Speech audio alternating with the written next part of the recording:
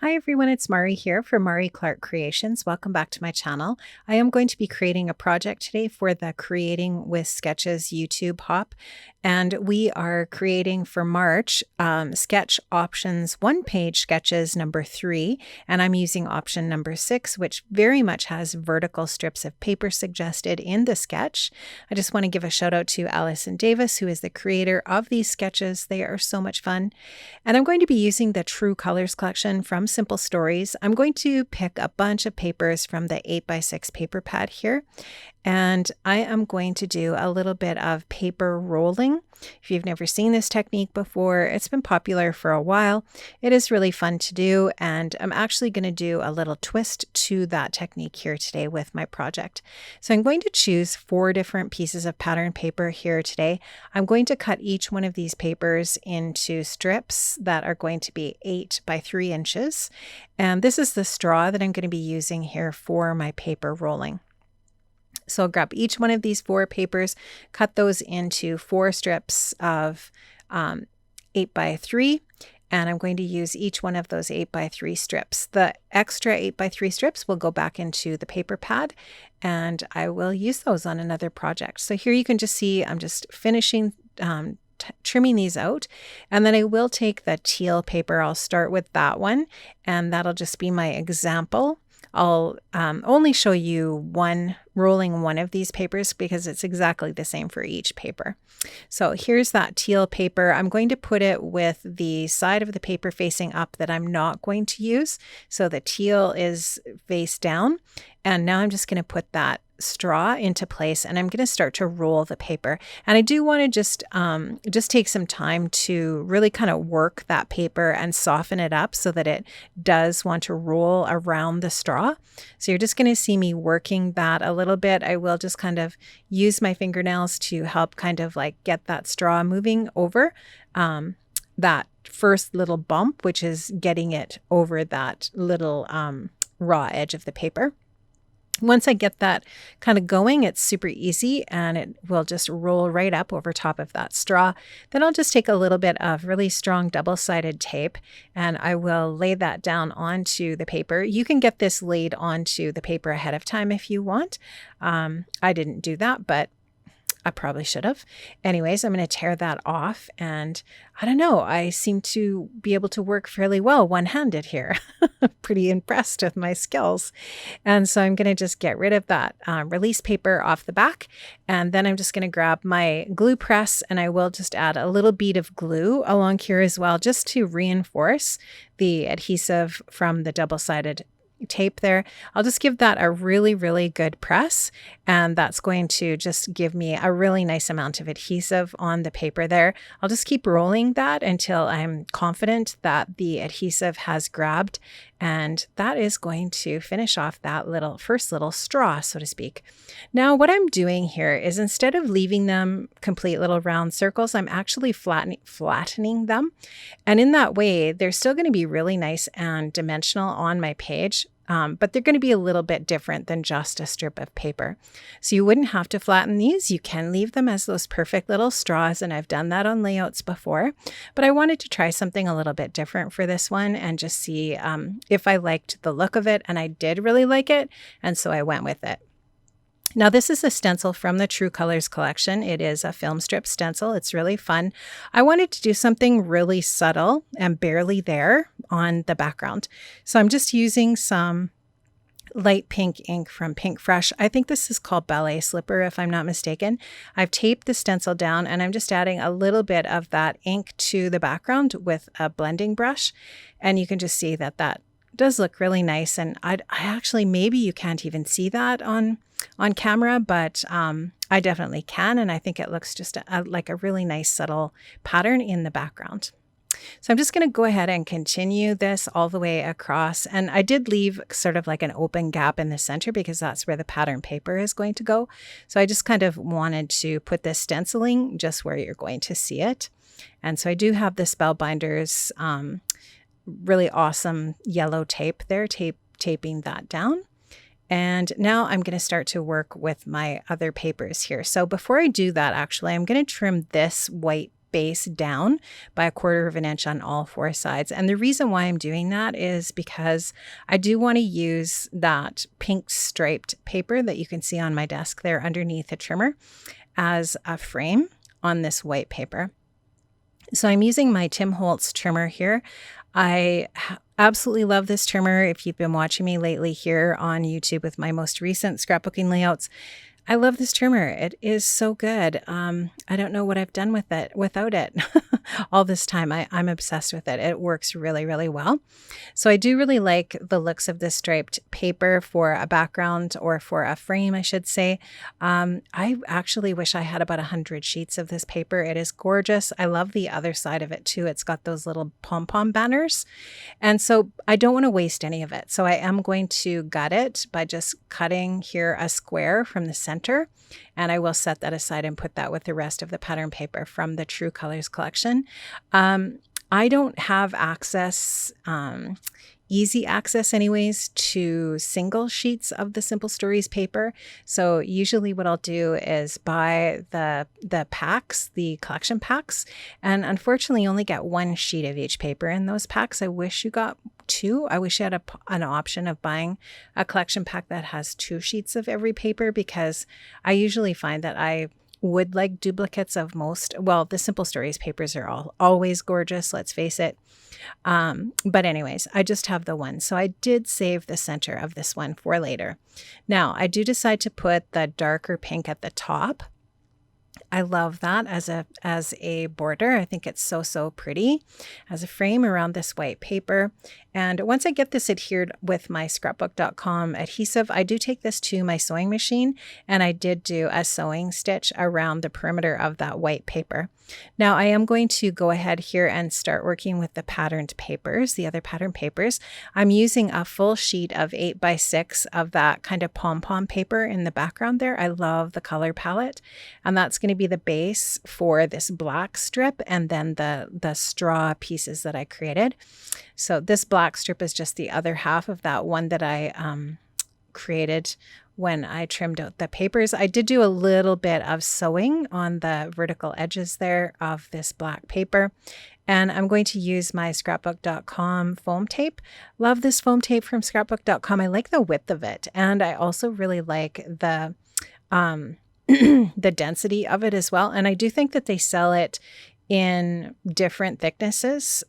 This is the one that I buy all the time. I think it's 2 millimeters, but I just really love this foam tape from scrapbook.com. It's so good. Now I am going to use my glue press here to add a little bit of liquid adhesive onto the back of the foam tape to allow a little bit of wiggle room.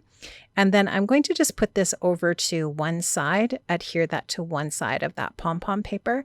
Now I did add a little bit of liquid adhesive onto my white cardstock to adhere these pieces down. I'm going to center this from side to side, and it's not quite centered from top to bottom.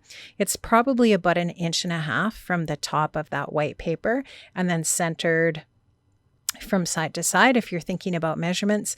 I do have that strip adhered down on the far right. That one is adhered down, and I did really measure carefully with my rulers to make sure that I got that one on there really straight so that the rest of them will be straight when I adhere them down.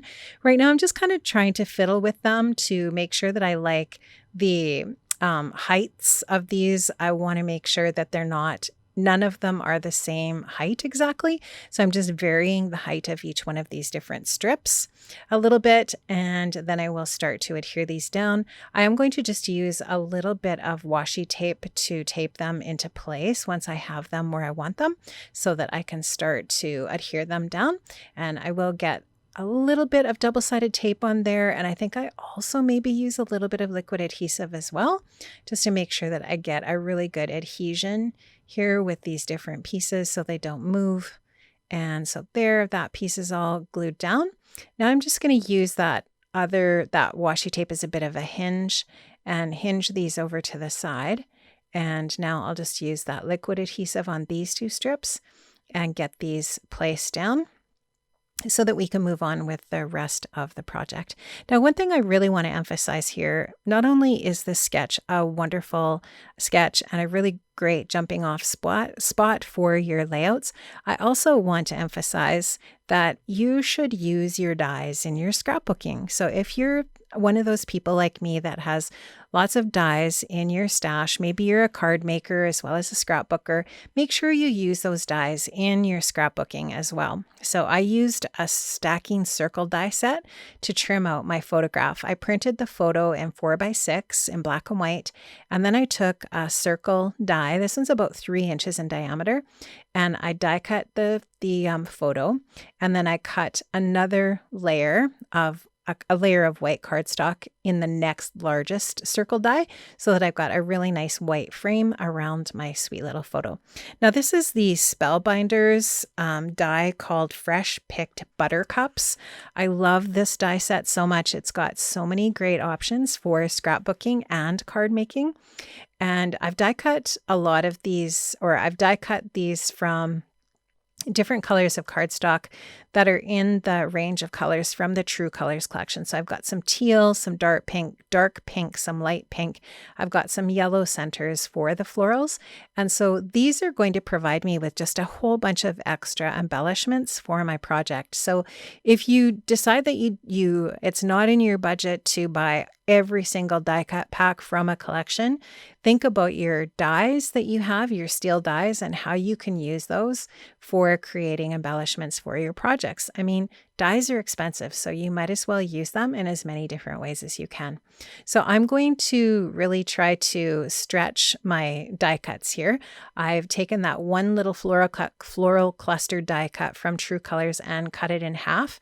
And I'm starting to create a cluster at the top right and the bottom left, which was indicated in the sketch or suggested in the sketch.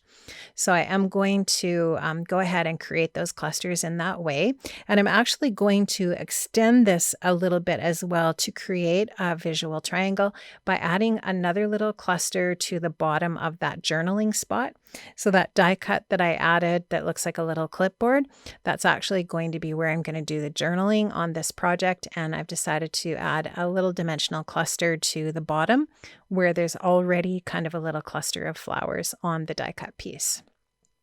So you can just see me here adding the yellow centers to those little buttercup florals from Spellbinders. And I'm just going to I add most of them with foam adhesive just to create some dimension and layering on my project. Now my title is going to partially come from the foam stickers from the True Colors collection. Foam stickers from Simple Stories are like, I don't know. They're one of my most favorite things in crafting. I love them so much. They are such a genius embellishment that they started to make a couple years back or a few years back, and I absolutely love them. I buy them with every collection if I can, and they're just so awesome. So that's going to be part of the title. I am going to start to get things slowly but surely stuck down.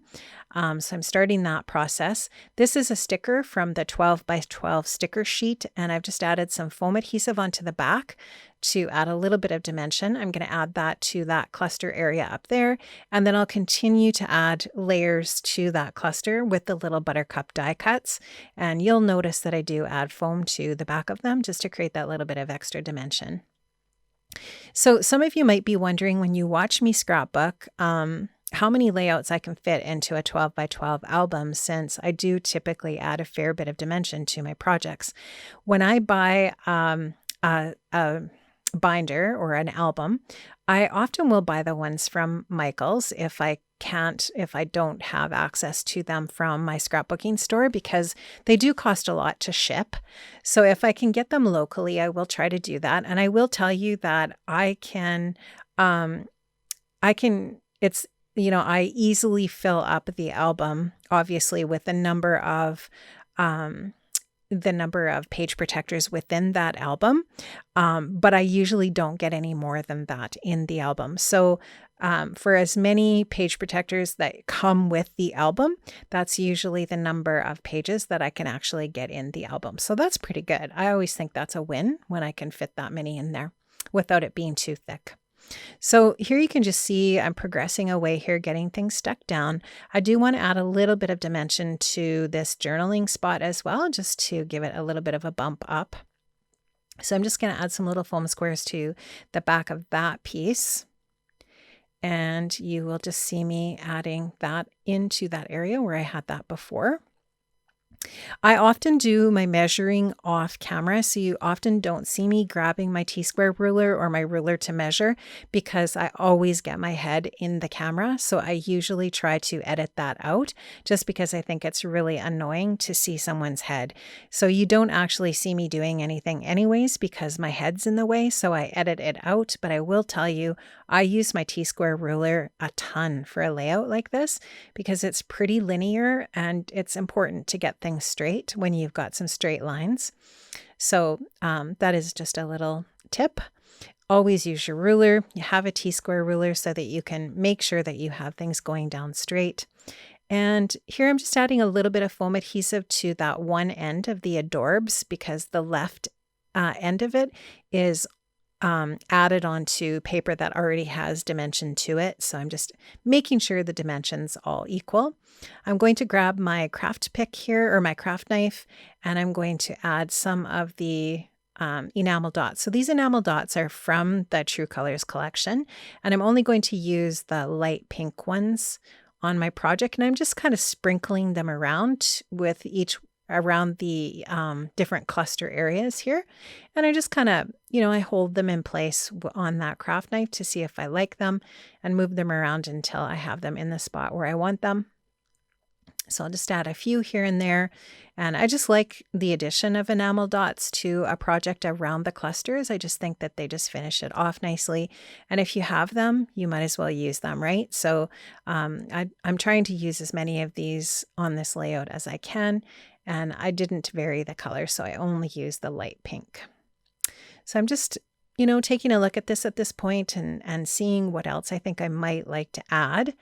And I am going to grab another sticker from the 12 by 12 sticker sheet.